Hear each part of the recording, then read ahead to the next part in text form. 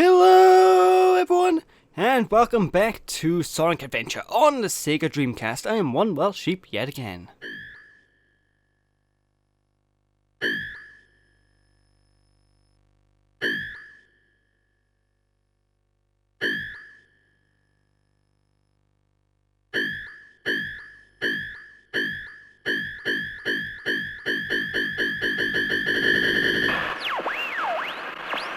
Dr. Robotnikland. Enemy. Master registration deleted. E-Series. Friends. Must save. Alright, and now we are going to be continuing onwards with the last of Gamma's story and move on to the end game, ladies and gentlemen, because the next part is the final part of the LP. Well, if you don't include the bonus part. But before we do move on to save our friends, if you will, our other fellow E-Series robots, we are going to move on back to the now sunken egg carrier, because if you recall in the previous part, I said there are two power-ups to pick up. We've already got the first power-up, the air booster. Now it's time to get our energy cannon blaster power-up, which, honestly, I don't think it really makes much difference in terms of gameplay, but I want to get it anyway because it makes the explosions of the enemies look a lot more prettier. It's like, seriously, you'll see now, it's ridiculous how much prettier the explosions of the enemies become when you get this blaster power up. And basically, if you recall, we had to go into the left side of the... Where am I going? There we go. I'm drunk. We had to go to the left side of the egg carrier, but this time around now we need to go to the right side or left side if you're facing that wall. Basically, we go in this room. There we go. It's very hard to tell directions when you're playing a 3D game and you can change the camera. Just go into this room and there we go. A new blaster is ours. Here's your laser blaster. Its blast damages enemies in a wide pattern. Oh boy, and in a wide pattern it does indeed damage enemies. Oh boy, oh boy, oh boy. Basically, for every enemy we now shoot, they will have a gigantic explosion effect that will explode, and hurt anyone around them. It's not so useful because the explosion isn't that big enough to damage many enemies around, but it just looks pretty, and that's all I really care about, the prettiness of the whole thing, you know, folks. But anyway, now moving on, we need to go to Gamma's next zone of the playthrough, which is actually Windy Valley Zone, yet again, and I would argue this is... Whoa! Okay, that was weird. I would argue this is Gamma's first major zone. This is his first real stage to play through, because all this other stage has been less than a minute long up until this point. Windy Valley is a great deal longer than previous Gamma stages, and for the rest of the playthrough you can basically use Windy Valley as a gauge to see how long the rest of the playthrough will be, because basically we're going straight from level to level now. There's no real major cutscenes in between any of these, and we need to destroy each of the E-Series robots that Dr. Eggman has created. And, you know, just destroy all the bandits along the way. What can I say? Now, one thing I want to point out about those caterpillar enemies. Each part of their body counts as a different bandit. So if you lock on to all of the caterpillar bandits and lock onto every piece of their body, you will gain a massive, massive time bonus that you will be able to use. You don't really need this time bonus because the stage, while I said is longer than the previous Gamma stages, it's still a very short level in and of itself, you know, folks. But, you know, I love Gamma's gameplay. I really do love this run and gun, destroy everything inside style of gameplay, and I really wish it was more fleshed out. What can I say? I guess I kind of got my wish in Sonic Adventure 2, but in Sonic Adventure 1, you know, these stages could have been improved a great deal just by having them go on a bit longer. Anyway, this is one of the E-Series robots, E103, and all of the E-Series robots go down very quickly without barely any effort whatsoever. You just have to mash the attack button and move within range, basically, and you have defeated them.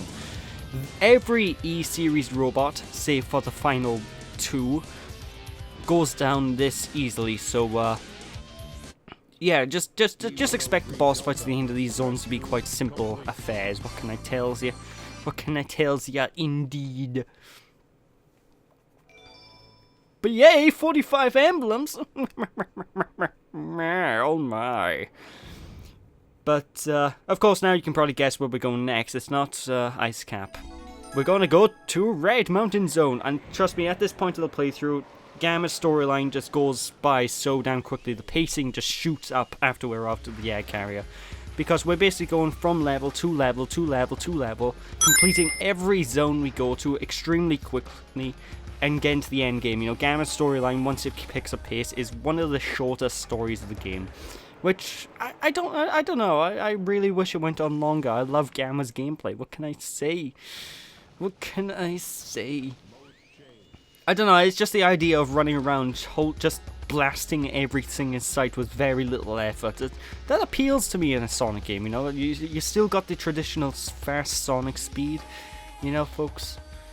And, that's all it really needs. Like, a lot of people usually ask, what does a Sonic game usually need to be considered a Sonic style gameplay that fits the series? And, usually people point out that things like the Werehog and whatnot being against a Sonic playstyle, you know, it's not an actual Sonic playstyle. I think it was Exo Gamer Paradigm that made this so scale, and I actually agree with it, where if you move fast, fight robots, collect rings and bounce off springs, that should be considered a Sonic gameplay style, you know, folks? And both of the gameplay styles that both of the gameplay styles in this game that people generally tend to run around and hate in this game, Amy and Big the Cat, they aren't really suitable for those gameplay styles, because Amy's gameplay, she's not fast, she's slow, she's really sluggish to control, you know? Big the Cat, he's slow, he's sluggish, and basically, they don't really adhere to the usual tropes of a Sonic gameplay style. I don't know, I just think it's a neat little way to judge to see if something's fit for a Sonic game or not. And even if something even if something doesn't fit a Sonic gameplay style, I never consider it inherently bad. I mean, look at Sonic the Werehog. I know the Werehog gets a lot of hate. I know loads of people despise the Werehog in Sonic Unleashed. But if you look at it at what it's not, as opposed to what it is, then it's still a pretty fun, budget, brawling game, you know? It's not a Sonic game, by any means, when you're playing as the Werehog, but it's still a fun, budget brawler, and a lot of people seem to look at it like... They tend to look at these gameplay styles as what they're not, as opposed to what they are. That's what I always feel with these games, and with criticisms. Don't get me wrong, the Werehog has its problems, and I will be talking about that when I tackle Sonic Unleashed, but, you know, just because something's different, I'm not going to write it off immediately because it is different, you know? E104 Epsilon. Hell, it's like Sonic Labyrinth. I gave that game a chance. I didn't like Sonic Labyrinth, but the reason I didn't like it was the controls. It wasn't because Sonic is slow, it was because of the controls. They were too sluggish for me, you know? E103 Delta, E104 Epsilon, rescue mission accomplished. E105 Zeta, E101 Beta, location unknown.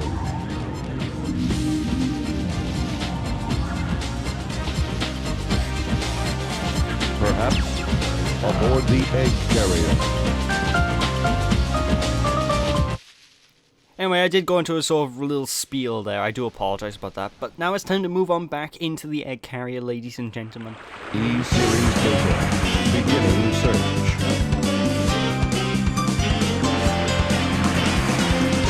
Accessing data. Hot shelter. E-Series location confirmed. Unlocking hot shelter sector now. Good stuff, because the Hot Shelter Zone is probably Gamma's only zone in this entire game that is equivalent of a full stage, because for some reason they left all the stages up until this point really short, and while Windy Valley and Red Mountain are a little bit longer than the other zones we've played as Gamma, they're still really short in comparison to a standard Sonic level, right? Unfortunately, this zone is completely different. This is a full-length zone with its own unique areas for Gamma, and I absolutely adore this one. So let's go and let's take out E105 Epsilon, who is actually one of the two boss fights I said are quite different from what we come to expect, because all the other E-Series robots have been basically Gamma clones that have little to no AI, basically. They occasionally shoot at you, and they're very easy bosses to deal with, right? Well, now we're dealing with an actual full-fledged boss battle. This E105 and the next boss we're going to be dealing with have been greatly modified from their initial E100 design. And honestly, I love them because of that, because there's such a different boss battle as a result, and, you know. But anyway, this entire area, we've been here before as Amy in this particular section, and I have to say it is so much more fun to go running around here as Gamma, because Gamma actually controls good, you know? Gamma has pure speed. I mean, he's a little bit loose, and you can probably have trouble controlling his turning and stuff. But once you get used to the looseness of Gamma, he's just so fast and so much more fun to go through this area than Amy was, you know? You know, I have nothing against Amy's gameplay style, I still enjoy it, but Gamma is just so much better. What can I say? I love Gamma. I'm a Gamma fan. I'm surprised we don't really play as more E-Series or any of Eggman's robots in the franchise. I don't know, it's kind of strange. Like, we play as E1, 2, 3, I think he is, Omega later down in the line, but yeah, it's still a pretty rare thing when we play as one of Eggman's mechs, and usually I enjoy it. I usually enjoy the Eggman characters as some of my favorites in the games. What can I tell you? Like Sonic Adventure 2, for example. I love Eggman's gameplay. I love the way Eggman plays, because Eggman's in that game, you know? He's a playable character. I also love Tails, but not to the same level as Eggman, although Tails probably has the better musical tracks. But I'm getting ahead of myself. I'm talking about absolute rubbish. Anyway, during the course of this zone, this is probably the only zone that the time limit will actually probably kill you. You do need to make use of killing as many enemies as possible, you need to combo as many enemies as possible, and you need to shoot switches from afar in order to activate these cranes that will chuck you onto cargo trains such as this. I got so stuck in this one particular area when I was playing the game beforehand that I basically couldn't beat this game. I struggled and struggled on Stone when I was a kid. And as you all may know, I'm not exactly the best gamer in the world, you know, folks. Even as a kid, well, especially as a kid, I used to be pretty damn bad at games. But, yeah, just this zone is quite different as Gamma, and it's probably the only fully fleshed out level that Gamma has, and it's the only time you really get to see the true potential of Gamma's gameplay. And oh god, I'm failing horribly. Gonna have to watch out for the spike balls. The spike balls are not fun, yo.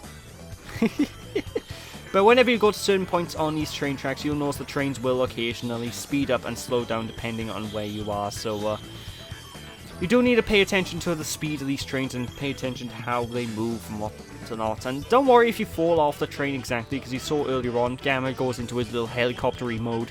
So you do not die if you actually fall off one of these trains, but, you know, it's still something you need to be careful of. It's still something you need to take into account, because otherwise, well, you can easily get hit by balls and get hit by mooks and whatnot that happen to be in the area, you know? Anyway, when you get to the end of this train, you just basically push the button, and that will cause the train to stop at the nearest checkpoint, which just happens to be the way we're meant to go, and we can just continue progressing further. What can I say? What can I say? I do not like those chameleon badniks. I talked about those chameleon guys way back in Knuckles' playthrough, but Jesus Christ, they're a pain in the ass. I'm not too fond of them. They're annoying. They're really annoying. But, you know, what can I say? What can I say? It's all neat stuff, you know, I love just destroying and decimating everything. This gameplay style really does make me feel like I'm an unstoppable god, and it makes me all tingly inside. What can I say?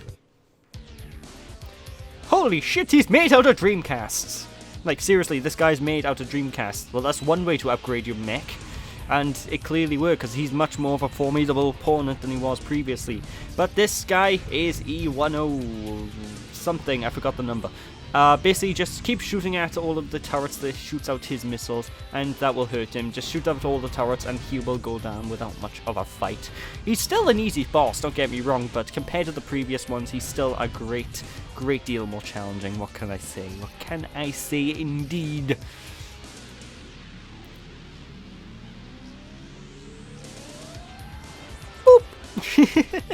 I don't know, I always imagine it having like a boop sound effect whenever the top pops off. But yeah, that's it. We've done every E-Series robot except for Gamma's final boss, and this has been E105, that's the guy's name. And this has been Gamma's final zone, ladies and gentlemen. I shit you not. We're at the end of Gamma's storyline. It's like, what? My mind is blown. So let's just go on up to the decks of the egg carrier and see what is up, shall we?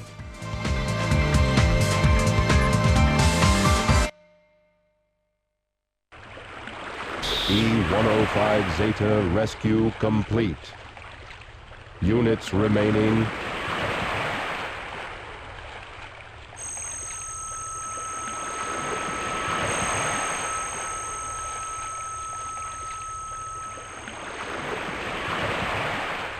Gamma.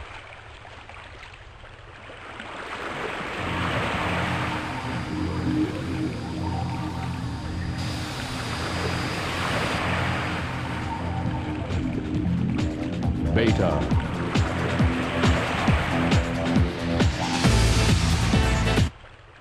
And now it's time to take on E101 Beta. And Beta, the new form of Beta, is a great deal more powerful than the initial form we had to face off, and he is probably the hardest boss fight in Gamma's storyline, which isn't really saying much, but Jesus Christ, this musical track against Beta, I love this song. This is probably up there as one of my favorite boss themes in this entire game. It is such a good song, I love it. But anyway, to explain Beta, what he's going to basically do is he's going to send out missiles at you, and then he's going to try and do a Falcon Punch towards you. When he does his Falcon Punch, yeah, I have to do that every time, by the way. It looks like a Falcon Punch. I'm going to say Falcon Punch every time. But it looks like he's going to do that. Then when he does his Falcon Punch, basically shoot him in his back, and that will inflict damage. His health bar goes down quite quickly, but if you don't know how to deal with him, you may have trouble, because the only way to shoot him is after he's done his Falcon Punch, because of well, basically he blocks over all of your attacks, you know, folks. He also has his ability when he goes up to the sky and he shoots a gigantic load of lasers towards you. Basically, run around as fast as you can, and you want to get hit by the giant lasers. And obviously don't run into explosions. Explosions are bad, okay? Explosions hurt. But just keep shooting him in the back until he goes down, and that is Beta's boss fight. An absolutely phenomenal boss fight, absolutely phenomenal boss theme, I love it! Mission complete.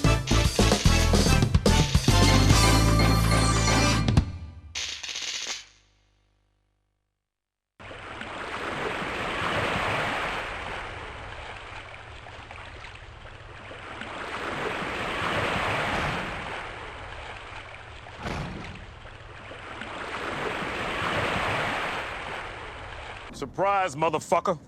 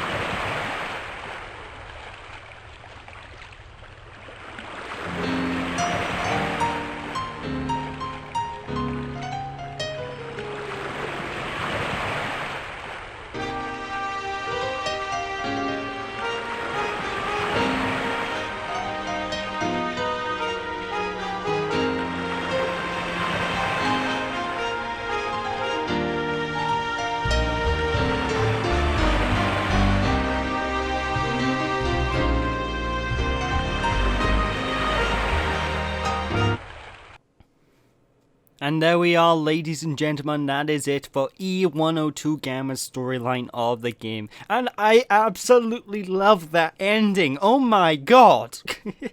It's such a bittersweet ending. I mean, on one hand we lose Gamma forever, he's dead, he's gone to the world. But on the other hand, the little animal critter, the little flicky stuck inside him, meets up with its family. I don't know, I love that ending so much. But this has been Gamma's storyline, one of my favourite storylines in all of Sonic Adventure.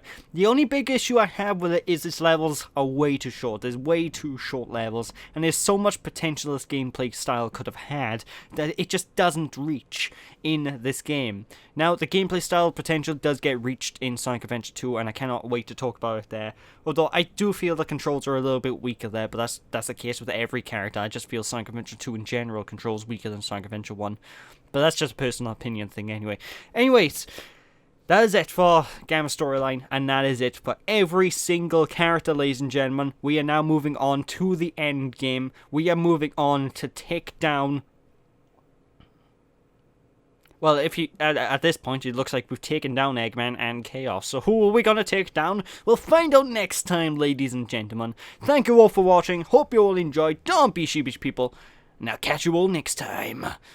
Bye!